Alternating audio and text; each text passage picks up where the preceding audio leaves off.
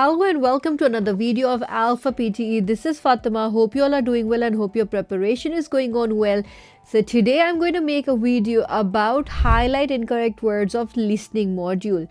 So in listening module, highlight incorrect words will come towards the end of the listening module, mostly before your write from dictations. Here you listen to an audio and the transcript of the audio is right in front of you, and your job is to click on the words that do not match with the audio that you hear. Okay, so you will have 7 seconds before the audio starts. During the 10 seconds before the audio starts. So during that time, if the sentences or if the content, the passage which is given to you is short, you can skim through it. If not, my suggestion is just keep calm and keep your cursor ready on the first word and listen while you read. Okay, because to excel in PTE highlight incorrect words, the key strategy is to stay calm, stay focused, and maintain that focus during the entire audio. All right, it's very important that you understand the scoring system because there is negative marking in this question type. All right, so before the audio starts, you will have 10 seconds. What you can do is you can either skim the script or you can just calm down and wait for the audio to start patiently. All right, focus on the keywords. Most of the time, the prepositions and all are not the options. Position your cursor ready, keep ready with the cursor at the first word of the text. All right, then during the audio, follow along with the cursor, move your cursor along with the speaker space, click on the incorrect word while you're listening, because it will help you stay focused and immediately you'll be able to spot the differences. As soon as you hear a word which is not matching with the audio, click on it and it will be changed to yellow color. All right, or any whatever color they say. Then do not delay, as the audio keeps playing, it will not stop, it continues and you might miss the next error. All right, don't take notes. There's no point in taking notes in this particular question type. It's a waste of time and it will only cause you to fall behind. All right, stay focused, don't fall behind, just be with the audio. If you even miss a word when you get distracted, let it go and jump immediately to the part where the speaker is talking and only listen to what the speaker is saying at that point of time. Keep yourself completely away from the distraction because this question requires your utmost focus. All right, sometimes words which sound similar like homophones, which are like right or right, going left or right, or just writing down, or near synonyms, they sound similar but they will be different which from what is given in the audio. Okay, focusing on the overall meaning can help you make logical understanding. Understand that there is negative marking, so this is very important. You gain 1 point for selecting the actual incorrect word and you lose 1 point for selecting a word which is not incorrect. So only click on the words which you are 100% sure of and don't just click on the basis of guess. Okay, only when you're confident, just click on an incorrect word. Familiarize with yourself with the accents. This is really important. In highlight incorrect words, the audios are given in a bizarre kind of accent. Sometimes it's a very thick Scottish accent, sometimes it's an Australian accent, American accent, British accent. So practice listening to different accents, different types of audios. The speed also varies. Sometimes it's fast, sometimes it's normal. So when you're practicing, practice with speed as well, so you get used to that. You can use podcast and TV shows and all those things like that, but I would suggest only practice on Alpha's practice with Alpha's practice questions, because it gets you ready for the exam scenario, so you can actually highlight the incorrect words while you're practicing, which you obviously cannot do when you're practicing with a podcast or stuff like that. Okay, take a regular mock test, like if you want sectional mock test or the full mock test. It's the best way to get used to the real exam condition and to improve your reaction in time and with accuracy. Alright, after the audio finishes, there's no point in going back and reviewing what you have highlighted, because obviously you will not remember the entire audio. So make sure you just click to the next video so you save time and you have enough time for your write from dictations. Alright, so that's about highlight incorrect words. Let's quickly head on to alphapte.com and start solving a few.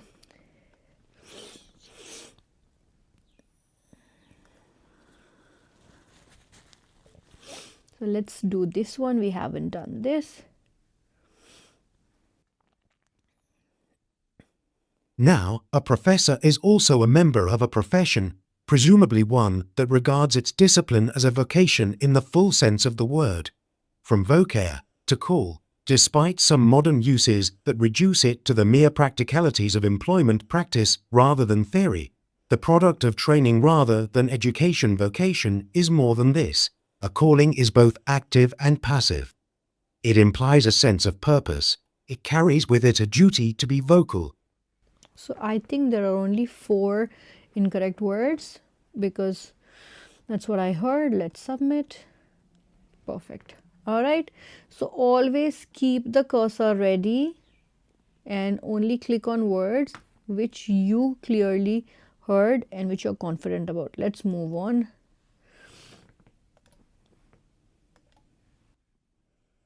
Colour theory is the study of colour and its position in art.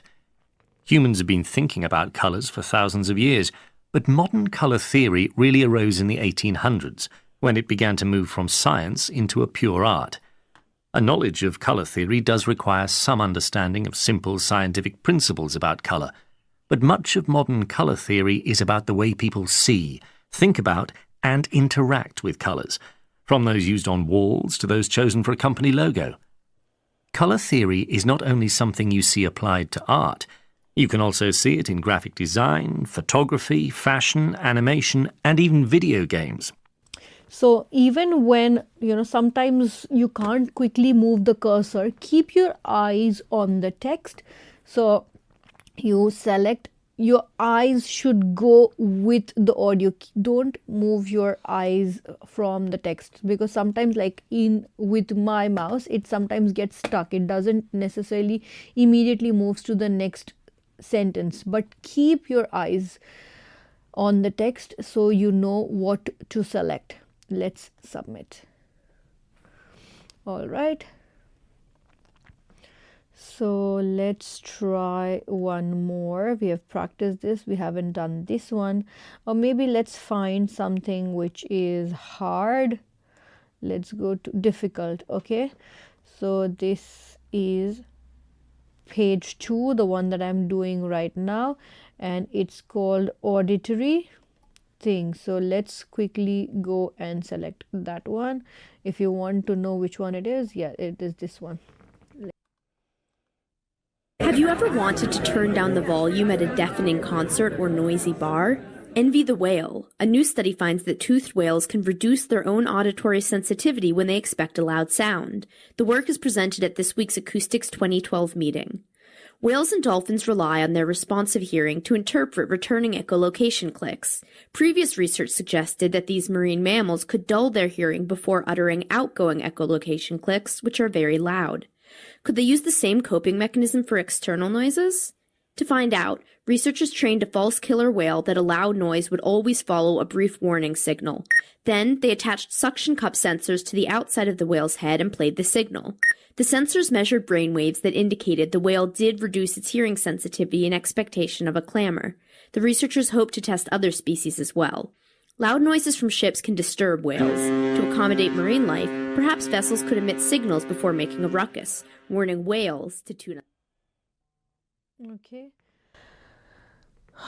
All right, so I think I've missed some, but this is what I could.